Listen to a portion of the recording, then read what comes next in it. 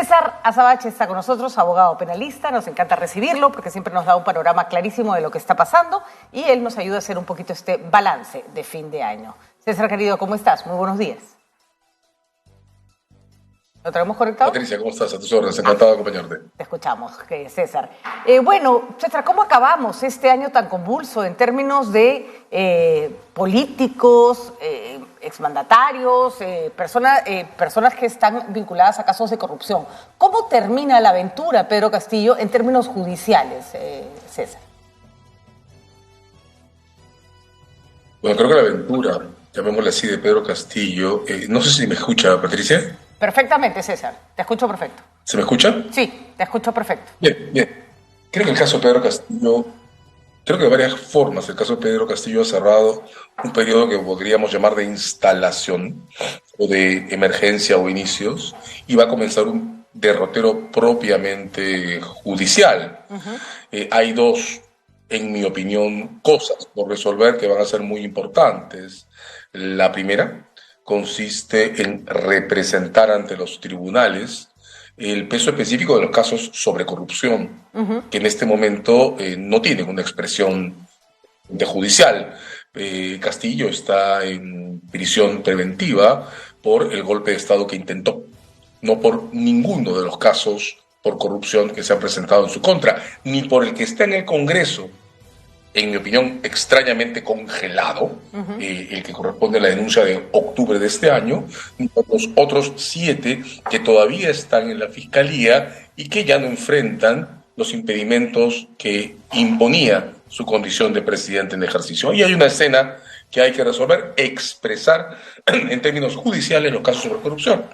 Lo segundo va a tener que ver con resolver un impasse, yo diría que de segundo nivel, pero importante, que se generó cuando el Congreso decidió, así lo llamó, acordar su desafuero sin procedimiento previo.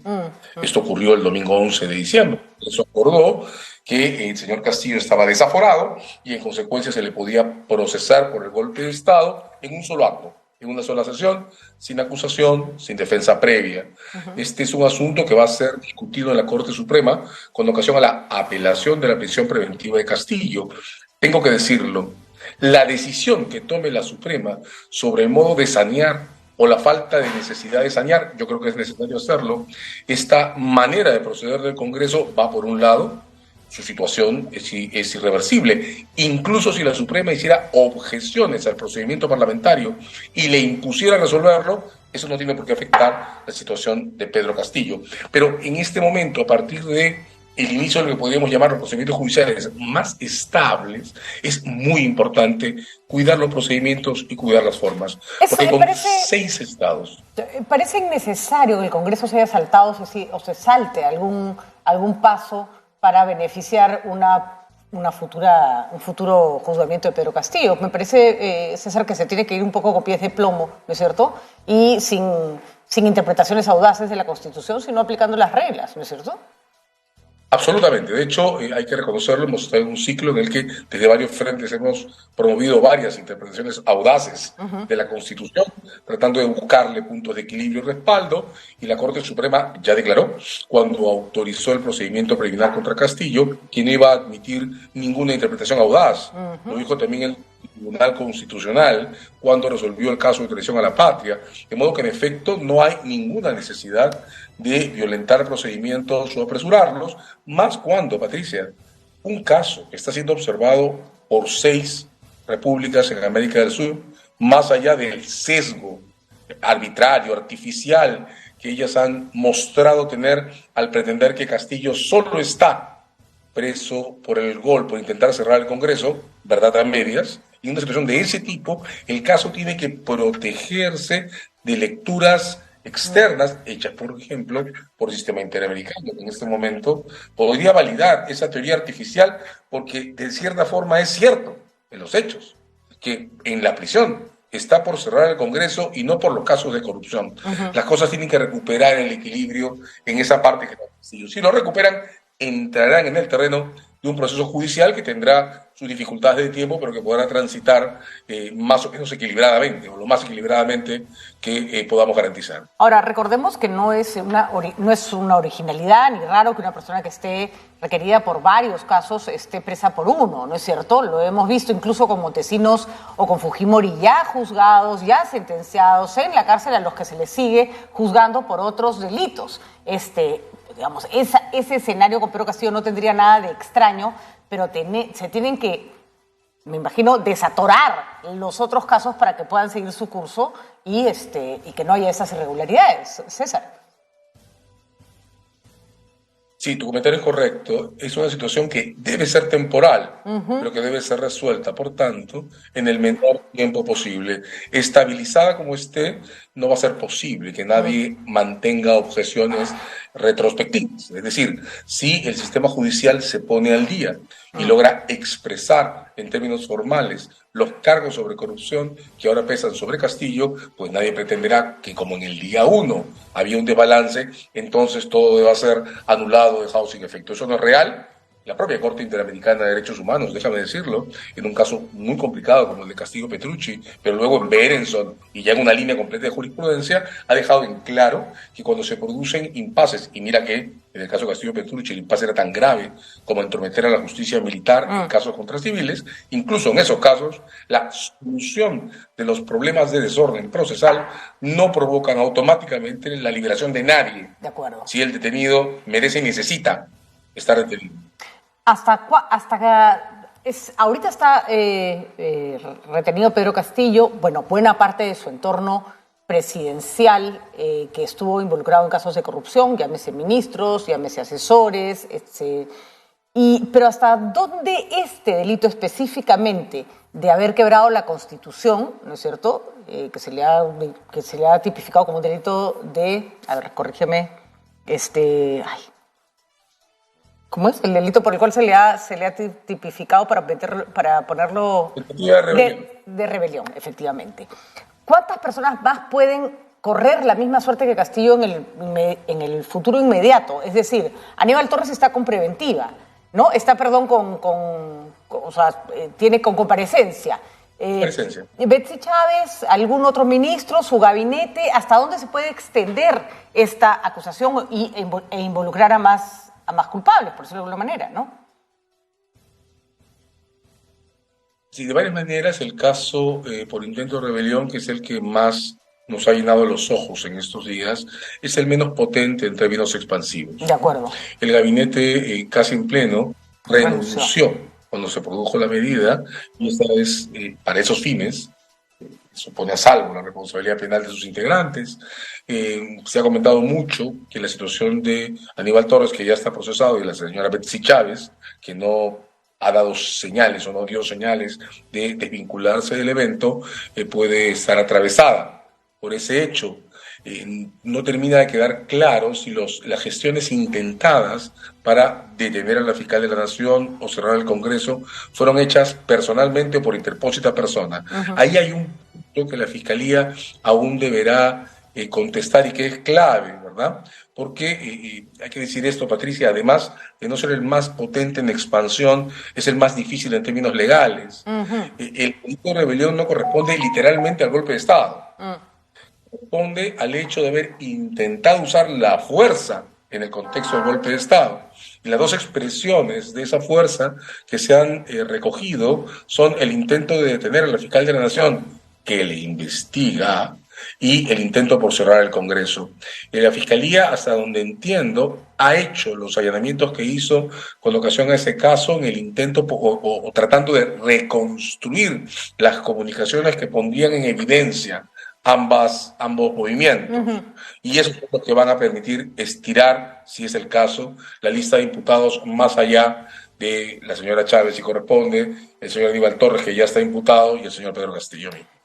Ahí no me queda claro, César, ¿no está tipificado penalmente el delito de subvertir el orden democrático? Para mí no puede haber peor falta de un presidente que intentar romper con la democracia. La peor de todas, peor delito, sí. ¿No? Y eso tendría que quitarle, desaforarlo casi inmediatamente, y tendría que haber un delito que diga, bueno, si usted intenta hacer un golpe de Estado y usar las Fuerzas Armadas para romper el orden democrático, se va preso, ¿no? Ese es el equilibrio, ¿no? En el siglo XIX, en 1863, cerrar el Congreso literalmente era un delito en sí mismo. Claro. A partir de 1924 comenzó a hacerlo solo si se utilizaba la fuerza en el intento. Lo que se quitó del Código Penal en el 24 y el 91 lo mantiene, son los eventos puramente declarativos. Esa es la razón por la que la defensa de Castillo en la audiencia intentaba decir que el golpe de Castillo era puramente declarativo. La Fiscalía le ha contestado con el intento expreso o la manifestación de esta decisión a través de las fuerzas de seguridad, cerrando físicamente el Congreso, no solo declarativamente, y el intento de hacer creer a la fiscal de la Nación que es en esto concluyente, ¿no? Además, vamos, que no te hayan hecho caso. Si tú das una orden y no te hacen caso, no quiere decir que no diste la orden, Exacto. digamos, ¿no? O sea, si yo le doy la orden de disparar a alguien o fusilarlo y la persona que está allí no quiere disparar, eso no me quita responsabilidad sobre el hecho, ¿no? De hecho, la Corte Suprema ya confirmó que, en efecto, esta descripción corresponde a un delito intentado y que, por tanto, en lo que a eso se refiere, el procedimiento judicial se justifica. Ahora, como anotábamos al principio, en ese caso, lo que corresponde será estabilizar las reacciones primeras que las autoridades del Estado han desplegado en estos tiempos y darle sostenibilidad futura, entendiendo que es un caso que va a durar en el tiempo, no se agota en una semana y que además tiene, querrámoslo, ¿no? O guste o no, observación internacional. De acuerdo, y hay que respetarlo, ¿no? Además, por algo se hacen las reglas de determinada manera. César, ¿cómo llegamos a fin de año con los otros procesos? Tengo entendido que ha habido un revés importante para el caso de Keiko Fujimori y de todos los que están siendo investigados por financiamiento de campaña, porque sí se ha considerado que puede ser un delito de lavado de activos. Corrígeme si me equivoco otra vez. Lo que no quiere decir que sean culpables, solo quiere decir que sí se les puede juzgar bajo la tipificación de ese delito, tengo entendido. ¿Cómo va Vizcarra, por ejemplo? Ollanta Nadine Heredia. Vamos a tener elecciones más pronto que tarde y esa sigue siendo de alguna forma nuestra clase política. Sí, de varias maneras, los casos Humala y Fujimori son los que han tenido, a través del caso Humala, una decisión importante en la Corte Suprema que creo yo era fácil anticipar. La Corte Suprema ha declarado o ha reconocido que la Fiscalía ha ofrecido probar en juicio que los elementos del delito por lavar activos están completos en la historia de los fondos ilegales filtrados en campañas políticas. Ha dejado en claro que una cosa es lavar activos en política, como lavar activos en grifos, en casinos, en tragamonedas o en lo que sea, y otra distinta, la que se prohíbe por las reglas de financiamiento ilegal de partidos políticos, que se aplican precisamente a los casos en los que los activos dados en exceso no son ilegales en su origen, sino que violan las reglas de los topes establecidos por la ley. La Suprema ha dicho, pero esto es su manera usual de hacer las cosas, que ante acusaciones de esa envergadura, con esta cantidad de material y con los ofrecimientos de prueba que ha hecho la Fiscalía, pues las cosas deben discutirse en juicio y no en una audiencia preliminar.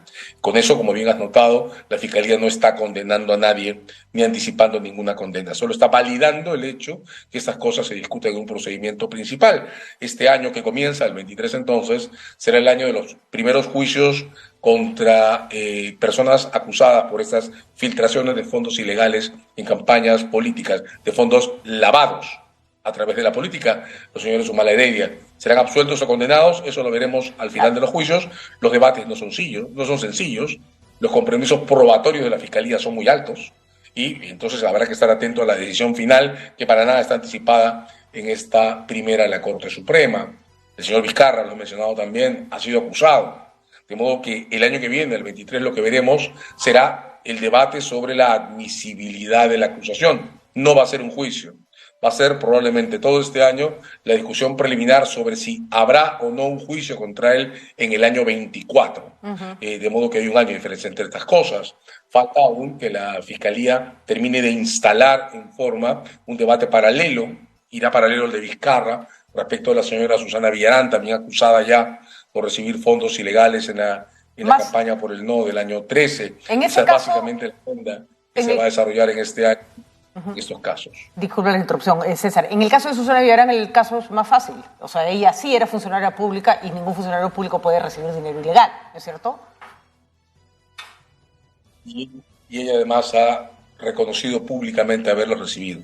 De modo que el margen de discusión es muchísimo más corto. Probablemente este año, el 23 que comienza, pasemos directamente de revisar la acusación a instalar el juicio contra ella, porque en esas condiciones no encuentro qué debate pueda poner la defensa más allá del tamaño de la pena que se le solicite o que se ponga en discusión o detalles de ese tipo. Probablemente las defensas colaterales a Villarán, no la señor Castro, que también entiendo ha reconocido su responsabilidad, van a poner algunas objeciones en la extensión del caso, pero eso va a ser todo, ¿no?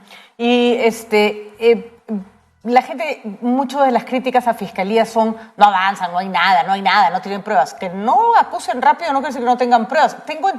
He hablado con un equipo de la Fiscalía varias veces en entrevistas. Uno de las grandes trabas que se les puso fue 2 años de pandemia, por ejemplo, ¿no? Que les impidió hacer un montón de diligencias que tenían planeadas. No son casos fáciles, debieran ser más rápidos, pero no necesariamente ocurre así, ¿no? Mira, voy a hacer un comentario que puede sonar tremendista, pero en ninguna parte del mundo los casos de esta complejidad avanzan a prisa. De acuerdo. No ocurre en España, no ocurre en Inglaterra, no ocurre en los Estados Unidos, no ocurre en Perú. Sí hay objeciones permanentes en la extensión específica de esos casos, ¿no? Más por el tiempo que toman las investigaciones previas a juicio. Ahí hay observaciones, también han habido observaciones vinculadas al modo en que se ha usado la prisión preventiva. Recordemos que los 2 casos principales de prisiones preventivas, Humala Heredia y Keiko Fujimori, terminaron siendo revocados por el Tribunal Constitucional. Entonces es imposible, ocurre con este proceso, ocurrió con el proceso del 2000 en el que tomamos parte, es imposible pasar por ese tipo de asuntos y no terminar reconociendo errores hacia atrás. No es razonable pretender que todo es impecable, pero sí es cierto que la Fiscalía en todo este proceso ha logrado algo que es institucionalmente muy importante: colocar a la institución, al Ministerio Público, como una entidad cuya actividad es conocida por todos, que todos tenemos en referencia, todos y todas, y que aporta objetivamente al debate. El Poder Judicial comenzó muy próximo a la Fiscalía. Decíamos un poco incómodos al principio que la Fiscalía estaba ganándolo todo siempre.